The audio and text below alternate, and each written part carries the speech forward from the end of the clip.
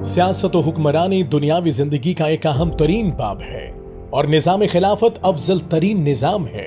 इसके बगैर नज़्म ज़ब्त कायम हो सकता है, न रिश्तों और मर्तबों का एहतराम बाकी रह सकता है, न ही आवाम की सलाहियतों का सही इस्तेमाल हो सकता है।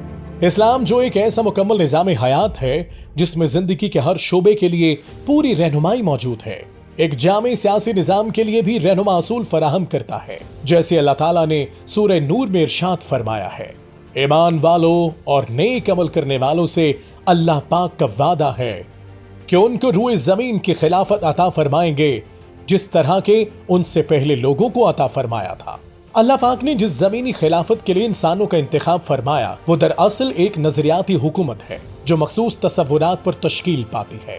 इस्लाम का मकसद रूए ज़मीन पर एक ऐसी आईनी हुकूमत कायम करना है जहां हुक्मरान और रियाया दोनों किसी बालातर कानून के पाबंद हों, जहां कानून हुक्मरान तबके के लिए तमाशा न बने, जहां इंसानों की मर्जी से नहीं बल्कि रब्बुल आलमीन के मुकर्रर करदा उसूल और कुल्लियात की रोशनी में निज़ामुल अमल मुरत्तब हो, जिस पर किसी खास तबका या टोला की जागीरदारी न हो और जिसके इंतखाब से लेकर इंतजाम तक में अरबाबे हलो अक्द और असहाब दानिश की आरा से इस्तेफादा किया जाए। हुकूमत के दीनी तसव्वुर में खिलाफत का निज़ाम हुक्मरानी बिल्कुल मुख्तलिफ है। आम तसव्वुर ये है कि ये एक एजाज है जो खुश नसीब लोगों को ही हासिल होता है।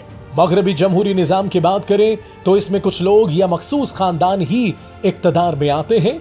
इसके बरक्स मसनद खिलाफत किसी खानदान या मखसूस शख्स की मीरास नहीं बल्कि ये बहुत बड़ी जिम्मेदारी है। ये मकाम इज्जत नहीं मौका खिदमत है। ये कुदरत का महज अतिया नहीं बल्कि फरीजा भी है। ये कामयाबी नहीं बल्कि आजमाइश है। सूरह निसा में अल्लाह पाक का इरशाद है, अल्लाह पाक तुम्हें हुक्म देते हैं कि तुम अमानतें अहले अमानत के हवाले करो और जब लोगों के दरमियान फैसले की नौबत आए तो अदल के साथ फैसला करो। अल्लाह पाक तुम्हें अच्छी नसीहत करते हैं, बेशक अल्लाह पाक सुनने और देखने वाले हैं। इसी हवाले से इरशाद नबवी सल्लल्लाहु अलैहि वसल्लम है कि सुनो, तुम में से हर शख्स जवाबदेह है और हर एक से उसकी जिम्मेदारी के बारे में पूछगछ होगी। बस हुक्मरान आला भी अपनी रियाया के हक में जवाबदेह है। ये एक ऐसी जिम्मेदारी है जिसकी तर्जुमानी हजरत उमर बिन खत्ताब रज़ी अल्लाह ताला अन्हु के इस कौल से बेहतर नहीं हो सकती।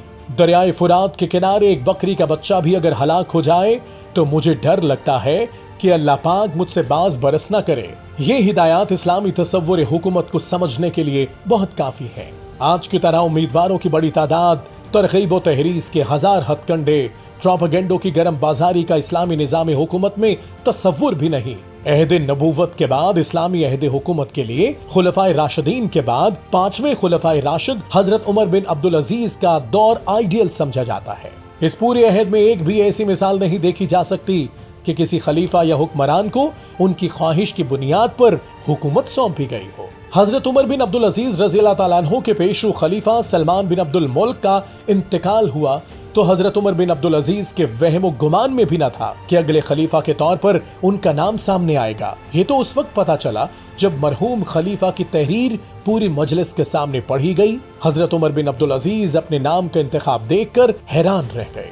जमहूरी तर्ज हुकूमत के बरक्स दीन हक के निज़ाम के तहत खिलाफत में अवामी वोटिंग की कोई हकीकत नहीं है। इस्लाम के पास अपना एक निज़ामुल अमल है, एक दस्तूर और आइन है। न सिर्फ मुसलमानों बल्कि दुनिया को इस निज़ाम की जरूरत है ताकि मसावात और अदल का ऐसा निज़ाम कायम हो जिससे रूए ज़मीन जन्नत नज़ीर बन सके।